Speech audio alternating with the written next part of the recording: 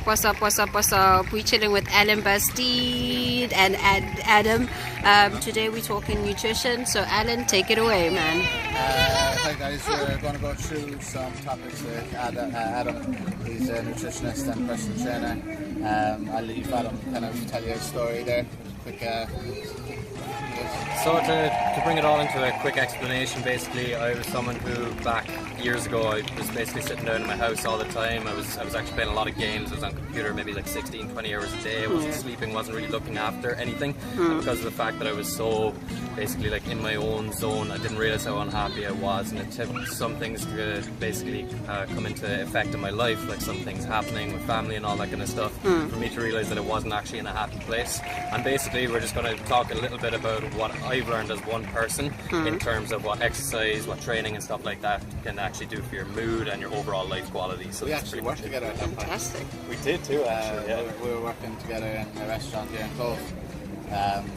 I don't think I was sober one day when I worked there, to be honest. And you couldn't even tell us that. That's a good thing about it. That was the worst part of my life. Was it? Yeah. Coming near the end, I was really sober at work. I was either out from like 4 or still out from like 4 or just feeling absolutely shit every single day. And I remember you weren't doing any of this then, you were just doing weight work, remember? Yeah. Then you decided to go down there. So basically what we want to kind of go through is that... And go. So obviously you have a lot of knowledge on food. I was chef for 11 years, obviously we work together. Do you see a connection with eating healthy and having a healthy mind? Do you think that those two are connected? Absolutely. I think basically it's one of the main things that we can control, right? I don't think it's the only thing that will actually make a difference. Like let's say if you're someone who's doing a job paid or something like that, or you've something else going on in your life, I don't think that food would be the main solution, right? Like you can eat better and it will make a difference, but it's one of those areas that a lot of us are basically eating a lot of. It won't, no, but it's also one that can fix a lot of them if food is your main problem. If you're someone who's maybe doing other things in your life right, and you have a look at your food, then it can make a huge difference on basically your mood, like how much energy you have and all that kind of stuff. And I think as well as it really does spiral into other areas of your life. Let's say if you're like me back in the day, I was just on computer all the time, right? I start eating a little bit better, my brain functions a little bit more, I'm feeling better, and that does, yeah, exactly, it spirals into just better things that you're doing with your day, or like it's giving you the energy that you're not getting from shit food.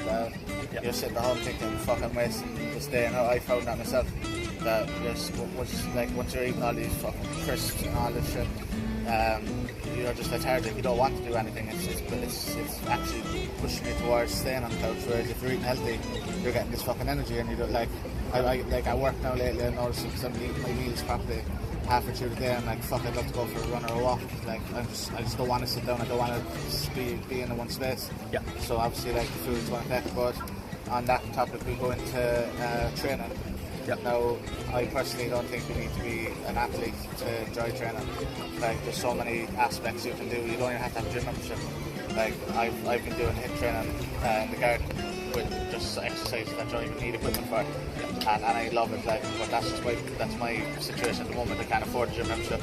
But tell us, like, what do you do, like, and how do you think it affects? So basically, like, it would be very easy for me to say, okay, it's the be all and end all, right, with training and stuff like that, because like we run a nutrition business and stuff like that, right? So it'd be very easy for me just to be like, okay, it's everything when it comes to like improving mood. But as you were saying, like, you don't have to go to, let's say, a gym and stuff like that in order to actually get the benefits from it, right? I'll talk about a study and stuff like that in a second, but if you're going lifting weights and stuff like that, if that's what you enjoy, then you'll get a lot out of lifting weights. If you define what your what is like, when you define what kind of training you enjoy doing. I've done that for years, like took taught of training, like playing that sport at a higher level when I was younger. I used to think that training had to be specific and had to be to what you're doing. But I learned after years that just pushes you off from training, because if you're in a gym on a treadmill, which I fucking hate, after 20 minutes I'm bored and I want to go home. But when I was doing MMA training, I was there fucking twice a day. Exactly. Doing 6-hour training 6 days a week. And you couldn't get me out of the gym because I fucking loved what I was doing. I think that people are put off from training because they think that it's all treadmills and bikes and shit that you're like that's tedious to do. Whereas training can be fucking enjoyable. Like you know, you go to the woods and do crazy shit, do ninja shit in the woods. Like, it doesn't matter. I think as long as you're moving. I was saying to where you go. Like if you're feeling shit and depressed, like what I do now, pump up fucking music. Just do a bit of movement, do anything, dance like an idiot. There's no one in the house, there's no watching you. Yeah. Just get the heart rate up, and once the heart rate is up, I find that your brain goes off into a happier place. I personally think that. Obviously, if you're doing this for a living, you'll probably see the same. Like it's releasing the endorphins in your head that aren't being released from sitting at home playing games and doing nothing. Nothing wrong with doing that in small doses. Yeah. Just like training. If you agree, I don't know, you can overtrain as well. 100%. Yeah. And most people do, I think. Basically, yeah, as you were saying, like it's the heart rate, right? So if you're looking at just purely from a mood perspective and stuff like that, you're better off like elevating your heart rate for 20-30 minutes a day. You get a lot more out of that. Basically, there is studies, like I don't know what your stance on medication and stuff like that is. So like let's say if some people are depressed. Give me anything at all. Like let's say prescription medication for depression and stuff like that, right? Like I am on high doses at the moment. Gotcha. And it's hard to come off them. I've done a video recently, and I'm on high doses, and I gave them up quickly, which I shouldn't have done. I ended up like not being able to sleep, fucking freaking out. But yes, carry on. I just wanted, I understand what you mean about prescription medication. I think it's grand in the short run, but I think people need to be prescribed with other alternative medicines that don't make them like a zombie. Yeah, I think so. I think it's just not a black and white thing where it's like, okay, medications are good or bad, but I feel like it's thrown at us as the first kind of line of defense, and I don't think it should be that way. So basically, there's a study, it's called SMILE, Standard Medical Intervention for Long-Term Exercise. What they did was they got 3 groups of people, right? And I'll keep this short in the explanation, but they had one group of people who, every group was diagnosed with depression, right? So one group of people were just given exercise as their treatment, basically. Another group of people were given medication as their treatment, and another third group were given both exercise and medication. And what they found, and this is over the course of long term, so it's not even like a short term thing, was all 3 groups had the same amount of remission. So what that basically means is medication works, exercise works, medication and exercise works, but basically like any combination of all of them works. So if you were to try like the exercise thing first, then from there you could be like, okay, it has the exact same amount of effects of bringing people out of depression into remission as the medication. And probably in a natural way, because the tablets take a long time to wear off. I know sometimes the next morning it takes until 10 or 11 o'clock at nearly lunchtime before I'm actually out of fucking like draw my actual open my eyes properly. With exercise it's instant and it's natural, whereas with tablets, to be honest, they don't actually do anything. I've actually noticed more so than ever now that all they do is just suppress you. I think that they're there to just make you actually not be able to feel anything. It's not to make you feel better or to clear what's the bad feelings. It's just that you don't feel nothing. And that's not good. Like, you know, there's other ways of doing it than that. 100%. And I think they do still have their place. Like anyone watching, I wouldn't say stay away from medications because they can be life saving, right? So like. They definitely do have their place, but it's definitely worth looking at alternatives. Short term they're good, but it's when people go in at, like if you were in a illness at 17, 18, they'd expect you to stay on those medications in your old age, which is wrong, you know? I mean, it's damaging your insight as well, but there is alternative ways, like, I don't know, I'm a firm believer in CBD oils being a massive benefit to people, and they're natural, like if you get the right product. That they're 100% natural ingredients and they're not CBD. I don't know, people like recently I've seen like CBD isn't THC, like you don't get high from CBD, you're not a stoner if you take CBD oil. Do you have any? Basically, it's one of those things that I haven't looked into basically a lot, but pretty much exactly as you were saying, like the THC is the active ingredient that does get you high, right? So CBD, like it's a plant for anyone who's looking at it in like an old school mentality of being like, okay, weed is bad or anything like that. It's like, do experiments, you know what I mean? It's like you see, Vera Tubman's daughter, like she's doing a campaign again at the moment because there's a lot of voting going on. Like her daughter was having up to 18, 20 seasons a day, like no quality of life whatsoever.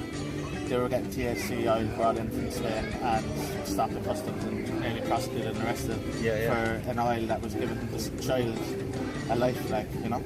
She was down to 0 seizures, and she was actually able to interact with her family and things that she wasn't able to do before. But yes, they're still pushing it back to say that this has what someone decided back 50, 100 years ago, that just planted evil, like, you know. There's no backing up for it. No one ever died from it. No one ever overdosed from it. Like, I know, and people talk about addiction and that, but if you're an addict, you're an addict. You can overdo anything. Like, you can, like, if that's the case, alcohol should be banned, cigarettes should be banned. I think that the views need to change going forward on certain types of medication, because CBD oil without THC will do a lot more benefits than your Xanax, your antipsychotics and stuff like that are just numbing people's brains, like, where CBD makes you a lot more creative as well, you know?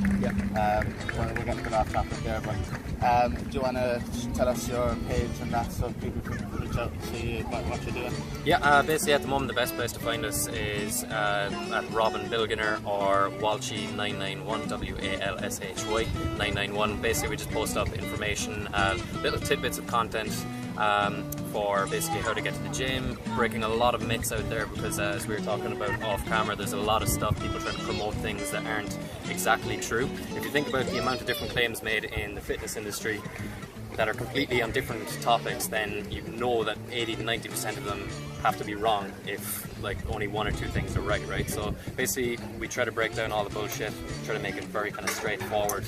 This is the truth. It mightn't be sexy, it might kind of be boring, but basically it's a vulnerable topic as well, because people now all they want to do is fitness. So they're looking at these products for half nothing, costing nothing, and they're buying them and putting them into their bodies. There's no research done on them. It's just people probably importing them in bulk and putting their labels on them without actually doing any research on the ingredients and stuff like that. Like, so I do, like you were saying a while ago, that I agree with your protein powder and stuff like that. If you want to take them, they're not going to make a difference, a massive difference to your life. BCAAs are good, but I think vitamins, things like that, definitely are crazy. Like, there's so many different types of them, and you get enough vitamins from food. You don't need all these extra things. I don't think anyway. You know? It really depends. It's definitely a touchy subject, because there's, like, all of us, like, what I might respond to might be completely different to what you respond to, and I think it's different from a health perspective to a weight loss perspective. You don't have to be healthy to be in super good shape, and I think that's where a lot of people do get mixed up. And there's genetics in it. Yeah, there's definitely genetics. Like, I mean, I could watch you eat a burger and I probably put on half a stone, you know, where other people would never put on weight no matter what. They might be healthy on the inside, but their breed is never going to change. Like, so I think that definitely a background of like different genetics and things like that. It will come down to calories. So basically, like, let's say if I might get away with eating, like, I have a super fast metabolism, right? So I might get away with eating, let's say 3,000 calories, which is energy or food. You might end up eating like 2,200 calories. I might be losing weight at that, and you might be gaining weight. So I think that's basically the biggest difference in genetics, is how fast your metabolism can work. And there's different things as well that you can kind of do, like the more lean muscle mass you have, the faster your metabolism will be. But it's kind of all minute, right? So at a certain point you just have to play the cards you're dealt and just realize, look, this might be with my genetics. You can control a difference with it, but it just might be more of an uphill battle for you than someone else. But it's the same. We have that in every area of life, right? Some of us are smarter in school, some of us have an advantage, different advantage. So you just play the cards you're dealt. You can either kind of take action on it and just kind of learn how to get more in shape and stuff like that, or you can just make excuses, I guess, at the end of the day, and just picking your battles and just being like, okay, this is the approach I'm going to take, lay out a plan for yourself. Smash them, start again. Exactly. It's It's a process. been a pleasure talking to you, Adam. Absolutely. Robin, you missed out. We'll get you on the next time. But look, give a follow. Give us a follow, Rebel Revolution 91. We're going to have a lot of upcoming content. Thanks again, Adam, coming in. Thanks have a good for having weekend. us.